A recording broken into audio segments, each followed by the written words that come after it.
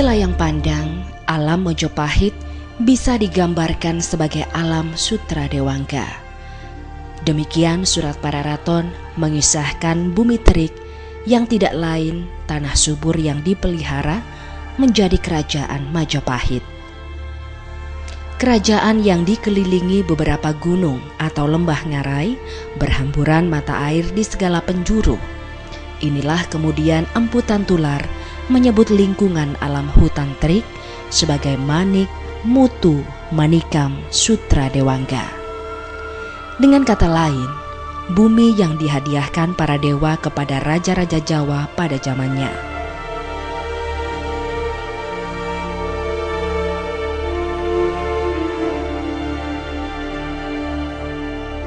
Di samping sumber mata air, terdapat pohon rindang di lereng-lereng gunung yang menyebabkan tandon air alami terus-menerus menyembur tiada henti dan berakhir pada tanah pertanian rakyat.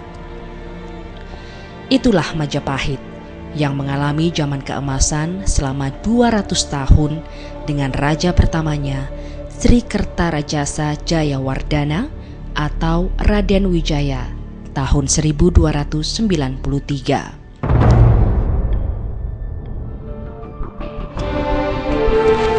Bajang Ratu merupakan salah satu situs yang sudah ada di dalam cerita rakyat atau juga di legenda rakyat. Dan Ki Sabdo Palonoyo Genggong itu adalah salah satu pujangga terkenal pada era pemerintahan Majapahit yang meramalkan bahwa pemerintahan kerajaan Berikertabumi akan runtuh dan akan kembali lagi pada 500 tahun kemudian. Dan cerita-cerita ini diyakini oleh para spiritual-spiritual Jawa, khususnya di daerah Jawa Timur dan sekitarnya. Candi yang berbentuk gapura ini memiliki dua fungsi. Teritorial, di mana Candi Bajang Ratu ini sebetulnya gapura timur untuk masuk kerajaan Majapahit yang dibangun oleh Raja-Raja Potmi Tribuana Tunggal Dewi pada tahun 1374 Masehi. Selanjutnya difungsikan juga sebagai Candi Panderman atau penyerahan serada kepada Hyang Widiwasa. Tapi yang saya belum tahu, Pak, mengapa candi ini diberi nama Bajang Ratu? Menilai kata Bajang Ratu. Bajang itu mempunyai satu makna, itu tidak jadi kecil, kerdil, atau bahkan gagal. Dari bahasa ini diyakini oleh beberapa orang di dimensi spiritualnya ini menjadi sebuah patokan bagi orang-orang tertentu bahwa kalau nanti datang ke candi tersebut maka bisa jadi sesuatu itu bisa gagal, bisa kerdil, bisa tidak jadi, atau burung dan sebagainya. Inilah yang menjadi beban moral dari beberapa kalangan yang sering menjadi sebuah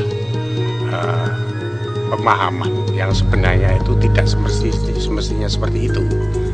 Tetapi dari berdasarkan studi kasus yang telah ada, memang hal-hal seperti itu bisa jadi menjadi sebuah kenyataan. Kalau kita perhatikan dari fisik Bajang Ratu ini, Pak Joko, setiap bangunan itu pasti mempunyai filosofi tersendiri. Nah, bagaimana dengan filosofi dari bangunan Candi Bajang Ratu ini? Ya, Candi Bajang Ratu ini secara keseluruhan akan kami ceritakan bahwa candi ini merupakan 3 bagian: kaki candi, tubuh candi, dan atap candi. Atau dalam bahasa Sanskertanya Kamaditu, Rupadatu, Arupadatu. Candi ini sebenarnya merupakan satu gapura pintu gerbang masuk ke kerajaan Majapahit. Yang di sini ditandai dengan beberapa ornamen-ornamen yang tadi kita bacakan bahwa sebagian ini perjalanan Sri Tanjung, gitu, dengan berbagai relief-relief yang lain yang terpampang di depan kita itu adalah Kala Makara yang berada di alam itu. Nah, ini merupakan satu filosofi bahwa siapapun yang masuk ke gapura ini harus hati-hati. Nah, ketika Anda tidak hati-hati dan berbuat nista di dalamnya, maka Anda akan dimakan kala. Itulah arti filosofi dari sebuah Gapura Bajang Ratu ini. Candi ini merupakan satu candi yang terdiri dari bujur sangkar dan di bagian atapnya berbentuk kubus. Tinggi candi ini kurang lebih 16,5 meter. Jika dikaitkan dengan sepak terjang Ki Sabdo Palon Noyo Genggong, apa sih kaitannya Bajang Ratu ini? Ya, kalau kita kaitkan dengan peran serta Ki Sabdo Palon Noyo Genggong terhadap berdirinya Candi Bajang Ratu ini atau Gapura Bajang Ratu, ini jelas saya terangkan bahwa Candi Bajang Ratu merupakan gapura pintu gerbang.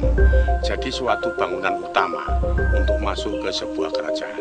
Sehingga pembuatannya pun dulu dibuat sebagus mungkin agar bangunan gapura ini menjadi gapura yang punya aura yang sangat sakral sekali.